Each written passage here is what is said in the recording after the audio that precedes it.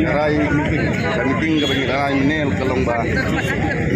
ikiba gilong mani mat ikong das larai nam dan badong ban ai sian ukuran adu ikiba kini lam sinong di NGO go per gidos bodon kan ni nai ke sian